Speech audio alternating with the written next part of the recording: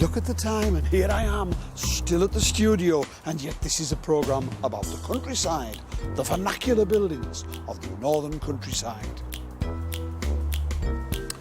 Ordinary buildings built of local materials by local chaps for local purposes, in a local style.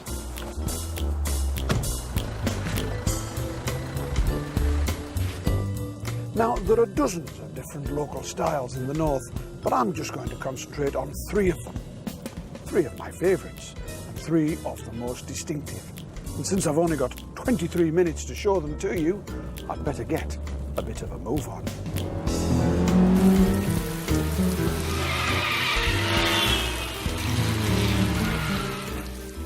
I have learnt over recent years to absolutely adore the Yorkshire Dales, especially the northerly dales of Swaledale and Wensleydale, which contain some of the most distinctive and beautiful farming landscapes in Britain.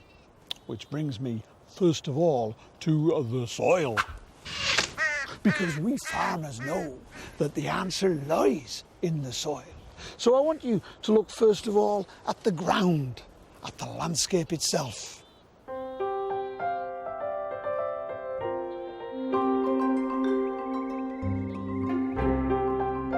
When these valleys were first settled, people only used the valley sides because the ground was dry and well drained. The valley bottoms were useless, a wilderness of bog and marsh and rough open woodland. But look at them now, the most glorious green of any fields that you've ever seen. It's a marvellous sight, but it isn't a natural one. This landscape was created artificially, and the effort required was immense. First of all, millions of stones had to be cleared away, all by hand. These walls around the fields give an indication of how much stone needed shifting. But when the stones had gone, the fields still weren't ready. The sodden, acid earth had to be turned into usable soil, and that took generations. There was a continuous process of scraping up the soil, burning it, mixing it with wood ash, adding crushed lime to enrich it. Even though this happened hundreds of years ago, because so much preparation was done, the grass in Wensleydale and Swaledale remains greener than any other grass. I know this because I have tested it with my grassometer. So, the grass is good, but what are the buildings? Even gooder. Well, just as good, especially the field barns. The field barns of Wensleydale and Swaledale, I seem to remember that they're often called field houses, are not that old, at least the standing ones aren't. They start to get mentioned in the 16th and the early 17th century. Some of them might be that old, and I think there's one somewhere that's actually dated 1687, but most of them were made, along with the fields that they're in the 18th or even as late as the 19th century. This is a typical example, built of nice local stone, roughly dressed, roughly coursed in rows. These sticky outy stones, now they're a real local feature. They're called through stones, and they go right through the wall. Their purpose is to make the wall stronger, to tie the outer face and the inner face together. All of these field barns have got stone roofs, lovely, lovely sandstone slabs. The carved stones at the foot of the gables are called kneelers, and they're the only thing about this particular building which gives me a clue about its date. They look 19th century to me, mid-19th century even. So what were they for? Well, 2 things really. They were combination byres and barns. But since we're in the Yorkshire Dales, we might as well call them by their proper local names. So this was the shippen, just a few cattle stalls, nice and dark and cosy with a loft up above. Usually the stalls were divided up by wooden partitions, but here they've got big blocks of stone, which makes the place seem somehow more impressive and a little bit more primitive. So that was the shippen. And this is the mew. M-E-W, mew, local word for a hay barn. Not big enough for a whole farm full of hay, but enough to overwinter a few cows in the shippen. It's a common enough arrangement on farms elsewhere to have a building that combines barn and byre, but usually all of the cattle and all of the hay are in one big building close to the farmhouse. And it's only in these northern dales that you find them dispersed in this way, little individual ones in vast numbers, scattered about the fields of the valley bottom like confetti. Why did they do it this way? Well, it was really, really clever. It was all to do with grass. Well, with hay. You see, the climate's really difficult up here, and you need lots of hay to keep the cattle going through the winter. But it's also wet up here, and the terrain is very, very difficult with steep sided slopes.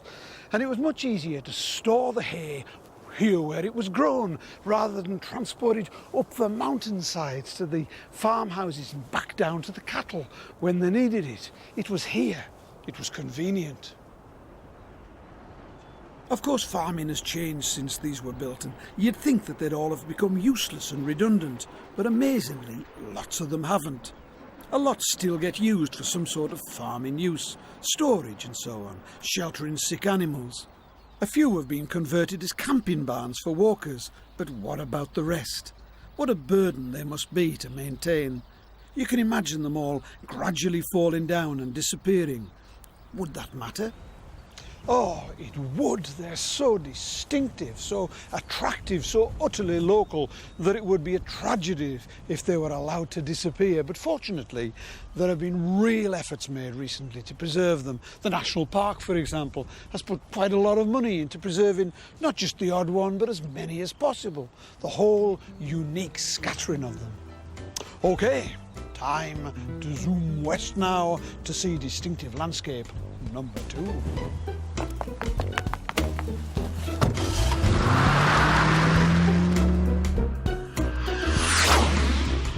I've got this fantasy which I have never told my wife about, because I don't think she would understand. It's a lottery fantasy. What were you thinking about? And it involves me winning a lot of money. I think my wife would like to do the same, but I suspect that she imagines us spending that money on a nice little place in the sun where she can loll on a terrace in the pitiless heat of the noonday sun. I, on the other hand, want to buy a Lake District farmhouse and go for walks in the rain. It's a problem, a virtual problem, sadly, since we never win anything.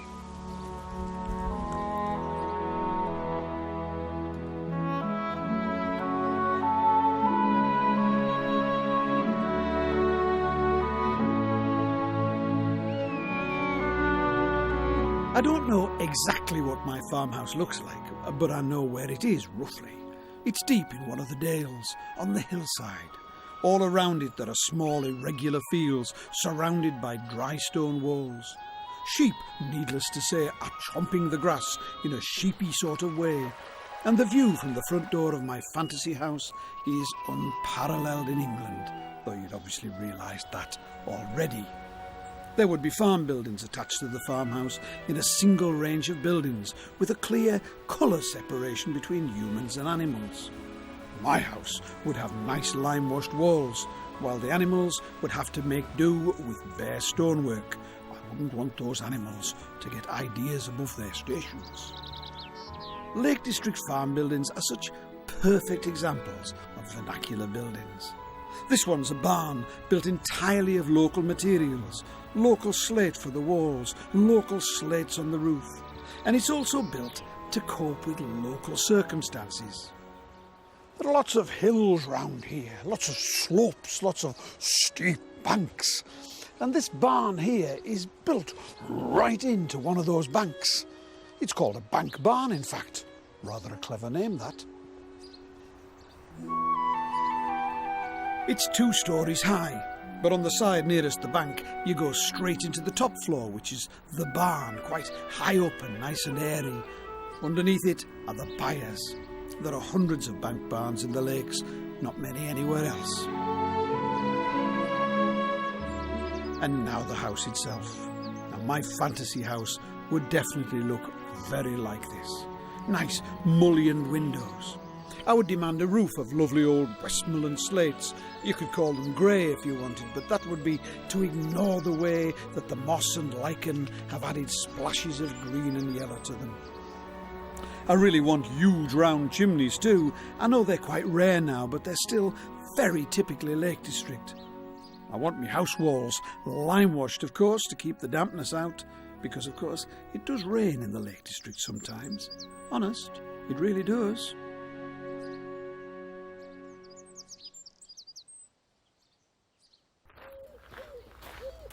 Townend is the sort of Lake District farmhouse that I fantasise about. It's in the delightful village of Troutbeck. This, of course, is not a fantasy house, and sadly it's not mine either. In fact, it belongs to the National Trust, who have refused to give it to me, which I think is a bit mean of them. But this is its main room. It's called the Firehouse, which is the name given to the main room in all old Lake District farmhouses, because originally it was the only room in the house which was heated. It's been altered a bit in Victorian times when this fireplace was put in. Originally, it would have had a fireplace which would have been big enough to sit in, about 10 feet wide and perhaps 6 feet deep, with a big square chimney hood for the smoke to go up. But if the fireplace has been changed, the rest of this room is still an almost perfect example of what a Lake District farmhouse should look like. It's a beautiful room, far more beautiful than most people would expect. You might expect rustic simplicity, which this house has, of course, but it's got more as well.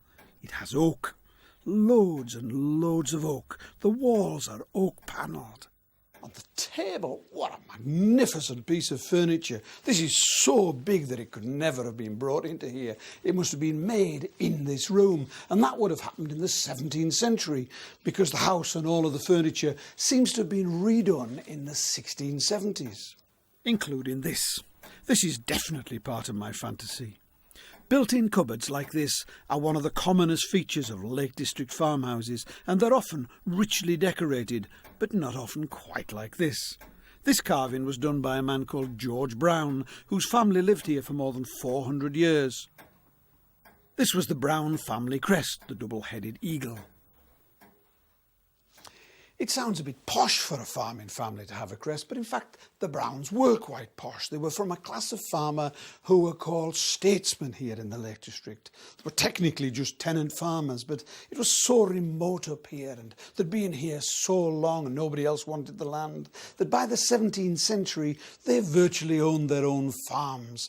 They had enough confidence to build themselves sturdy farmhouses and decorate them in the way that I've described. Enough pride to carve their name on the furniture. The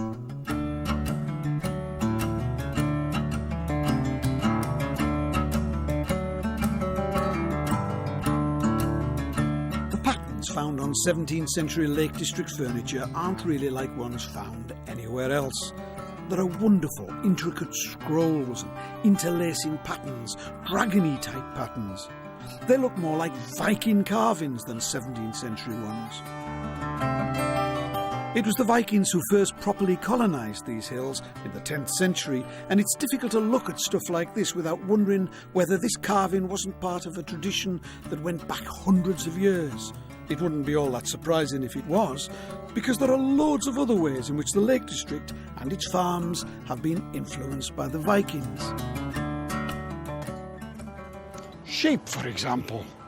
Lake District farmers have always bred Herdwick sheep. I once was attacked by some Herdwick sheep and ran away from them in a craven manner, so I have the healthiest regard for them. I also think they're beautiful, and any unsuitable comments about my Cumbrian tastes will be met with a fierce and a disdainful stare. They're lean and mean, and their wool is unusually somewhere between black and grey, and it's also, and you will be impressed by this, heterotypical, which means that it changes from season to season. It's coarse in summer and it's fine in the winter, which makes it denser and more protective when the weather is colder. This is a feature which is very rare among sheep and is only shared by a number of breeds found in Scandinavia, such as the Goth sheep, which are the ones with the black lipstick on. So that's one Viking connection with the recent landscape. Another is the language of the fells. Here I am walking beside the beck. Viking word, beck. I'm in a dale. Viking word. There's thwaites and crags and tarns, all Viking words. What is that I see up yonder? Is it a fell? Viking word. Wherever you go in the Lake District, Viking words leap out and hit you. Literally. Bracken, Viking word.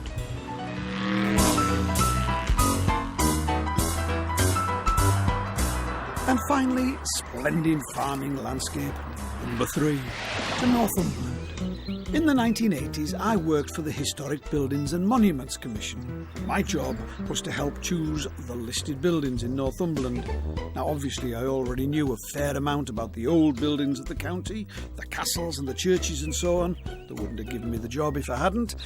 And I'd sort of looked at the landscape in a generally appreciative way, but I have to admit that I had never really looked at its vernacular buildings properly, or the effect that farming had had on the landscape.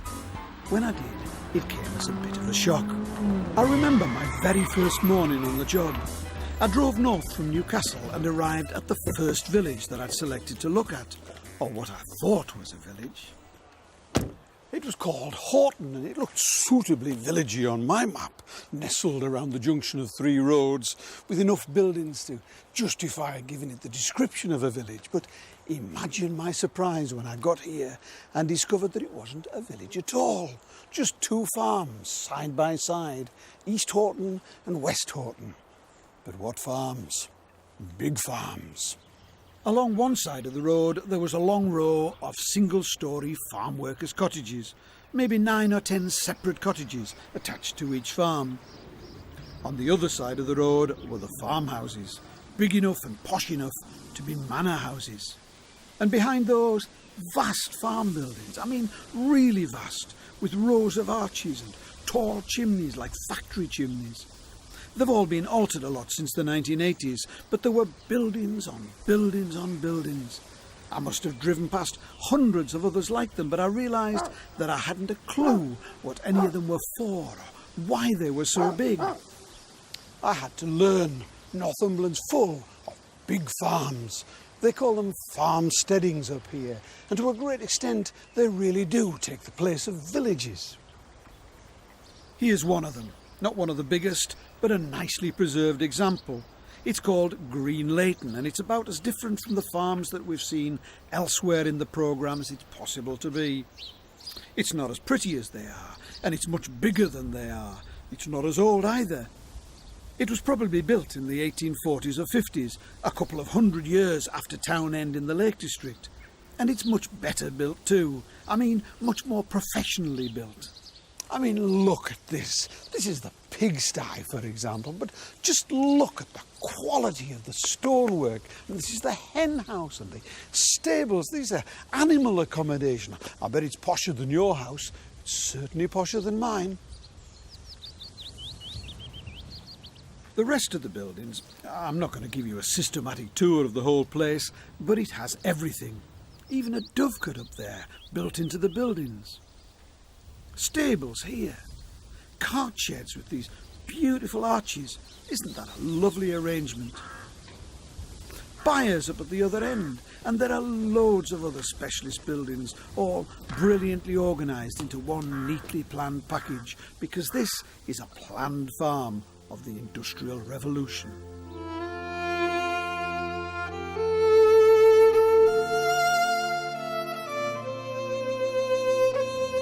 What had happened was this.